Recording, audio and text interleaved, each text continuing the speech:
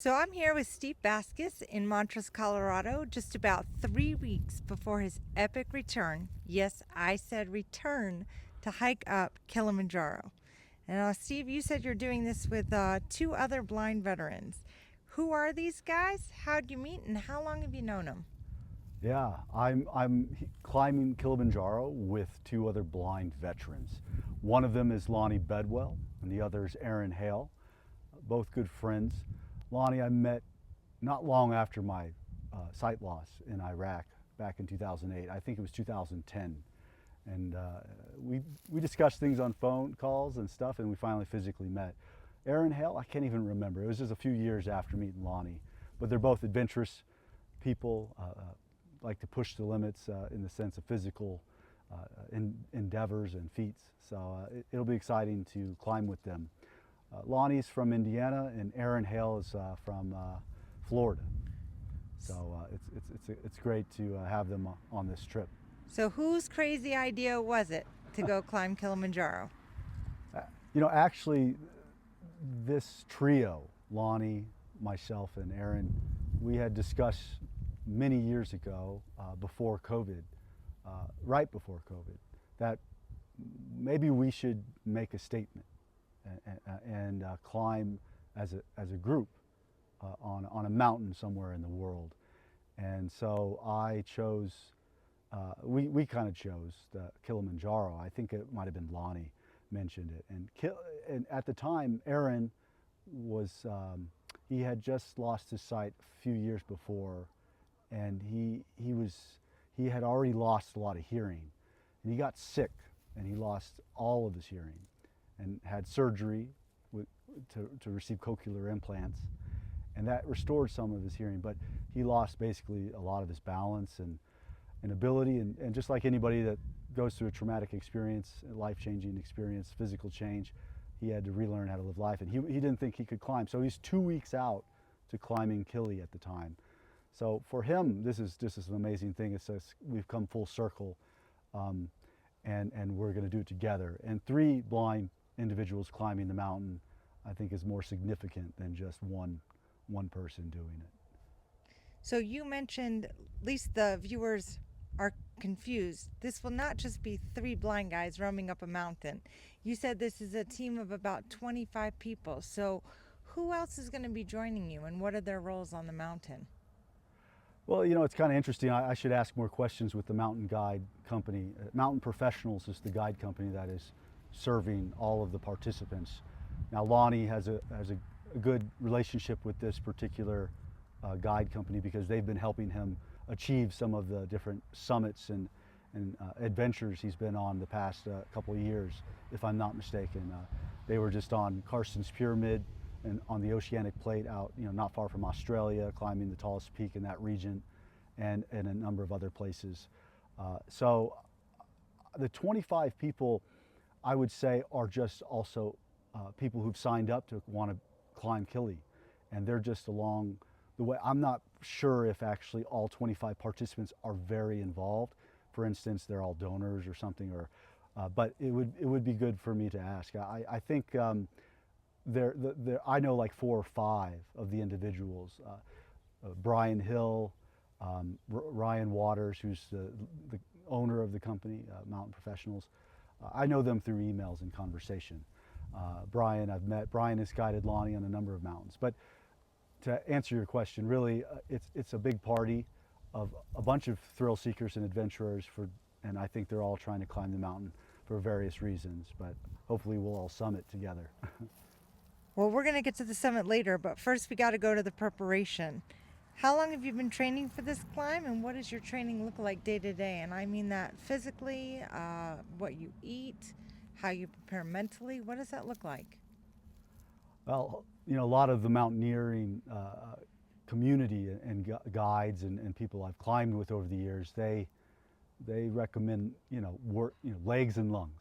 So it's building your strength in your legs and your cardiovascular system. So I've been running, I've been walking quite a bit on the treadmill and outside, wearing the boots I'm going to be using, and just really trying to build up the leg strength and make sure my feet have the right kind of calluses that is expected on such a long trek like the Kilimanjaro expedition, which is going to take over 5 days to climb, and we'll be camping at different elevation altitude levels to acclimate and moving from the one camp to the next till we get within range of the summit and push to the summit. But back to your question about like eating, and I'm just trying to carb load when I'm pushing hard and running, and exercising more strenuously. I do a lot of calisthenics, like push-ups, sit-ups, squats, calf raises, all the body, my own body, weight, and I do it without like breaks. So it's at the same time I'm building strength and I'm building my cardiovascular system. And then it's just a mix of all those kinds of exercises. That's what I've always done, and it's always allowed me to be successful. Steve, how many years ago was your first ascent to Kilimanjaro? I don't know how many years now it was. 2011 was when I climbed, so it's 2026. I climbed in the middle of that year, if I remember correctly, with a good friend, Kevin Chirilla. He's based out of Arizona. He has his own expedition company, and he's climbed with many blind individuals on Kilimanjaro. I don't know if he's climbed with like a large group of blind veterans, but lots of younger blind individuals and civilians have gone up the mountain with Kevin. And it was a remarkable experience. I mean, I think returning to Kilimanjaro, I have a bigger purpose now because I've grown as a blind individual, and I've learned how to use technology and other things, and more importantly, with what I'm doing here with Corey and some of the friends I've made in the area where I live, Montrose, Colorado, where we are right now at my home. I've been able to work on producing, podcasts, telling stories, and I'm trying to tell a story from my perspective and the perspective of the other blind individuals, Lonnie and Aaron. I think that's kind of unique and will give people a different glimpse of what is required, and also what, accessibility, what kind of technology I'm using. And so I just think it's cool because a lot of times it's a sighted crew or a group of people, some reporter, and they're not blind, they're not visually impaired, they don't really understand, and they're asking questions about this epic journey up a rock, in the middle of nowhere. And so this to me is it's important, and I hope I'm going to learn a lot, though. Just to be sure, clear. I've only done this one other time on a mountain in Colorado where I'm using technology to record, like audio and video, and so this will be a lot of fun to document this climb for my foundation too. Blind Endeavors is the foundation. So. Well, you pretty much answered my next question, which was, are you using any new techniques, gears, or strategies on this ascent? So definitely you are. You talked about some of the documenting and electric technology that you're going to be bringing with you. How about actual gear? Is there anything new that's come out in the past 15 years? Better trekking poles or better anything like that you're looking forward to testing out? Or Yeah, I don't have any sponsors for this trip in the sense of gear or equipment, and I have not purchased any kind of real like techie stuff in the sense of that's going to maybe help me perform better. I mean, every year technology seems to get better and better, lighter and more durable. This climb is not so technical. A lot of climbs I've been on, you're using crampons and ice axes and harnesses and rope. This is a hike. It's a walk to the summit. We'll be scrambling in some places, and it depends on which way you go up the mountain. I think it'll be a fairly easier route, but trekking poles, a good system of communication with my guides, following their maybe music I'll put on them, or a bell, or just having conversation, or I'll just follow the footsteps, the gravel or the scree that they're walking through, the rocks. I'm going to just be following them with my trekking poles right behind them, feeling my way and understanding like where I'm putting my feet. I mean, I put a lot of trust in my guides, but at the end of the day, I put my trekking poles in front of me and feel the ground in front of me and put my foot where it needs to go. So the trust has to be with my ability and my skill and my fitness and everything. So, but yeah, I don't have anything really fancy. What will be interesting is trying to, like, have batteries, deal with the microphones failing. I'll have a few backups, and if at the end of the day I'll take notes on my phone or voice memo if everything fails when I get home and I try to upload everything. Hopefully that doesn't happen, but you never know on these. I mean, we're going to nearly 20,000 feet, so technology does take a beating because of the heat and the cold and the expansion contraction of things. So, but hopefully it'll all work out, and we'll have a good recordings to share. Steve, the next part is a two-part question. So, how important is it for you personally to reach the summit? And if the conditions forced you guys to turn back for any reason, how would you define success for this particular climb? Well, I think everybody defines success in regards to a physical trip or journey like this differently. I realized that the mountains and the things that are around us, especially rock and mountains, aren't going anywhere. So I can attempt the climb at another date or another time if I don't make it. I've already climbed to the summit. But you could leave for a trip like this and get food poisoning the day before you walk out to the trailhead to start, and that really jeopardizes your ability or makes it difficult for you to be successful. And like my mission, I think, is to try to document a little bit of everything related to this climb, so that I can share it with the public and share what they're doing. Lonnie especially, and Lonnie has climbed it too. It's just, just to mention, it's his second time.